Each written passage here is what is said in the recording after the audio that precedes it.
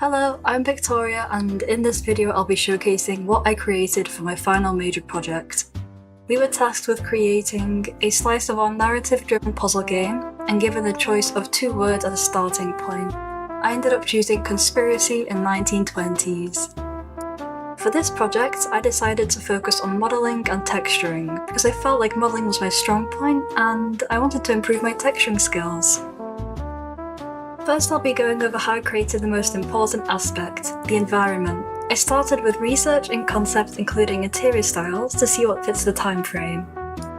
From here, I created a top-down illustration of the room's layout, which acted as an important reference throughout the entire process. I also used this opportunity to experiment with different traditional tools for drawing the assets, such as watercolour.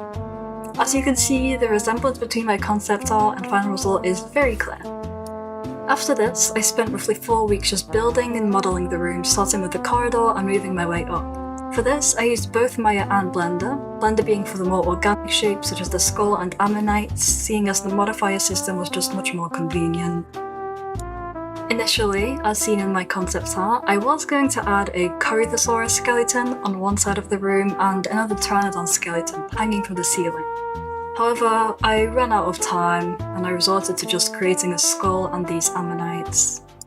However, I think this might even be better because I feel like even one skeleton would make the room feel way too cramped considering how there's already so much going on in the room.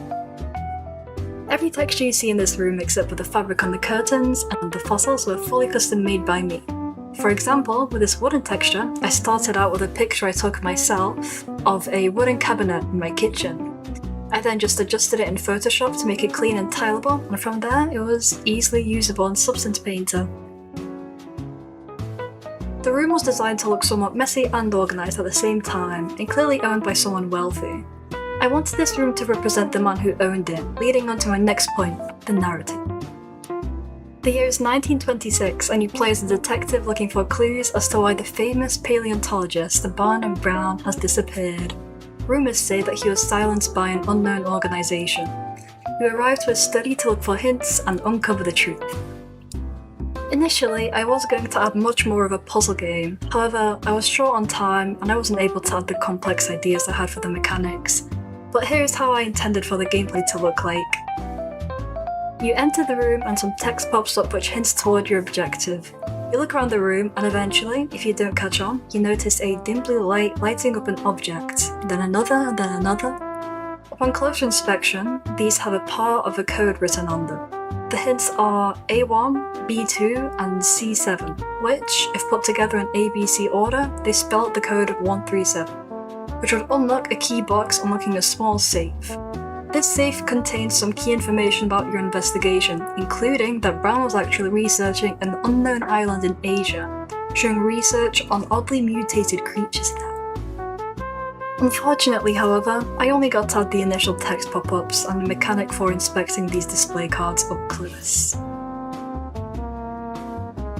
The part of this project that I'm the most proud of is definitely the adolescent T-Rex skull on display here.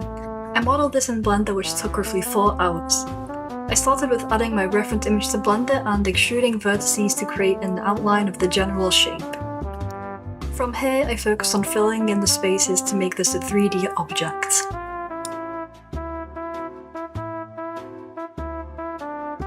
Overall, I'm very happy with how this project turned out, and I'm really looking forward to see what I can create for the next one.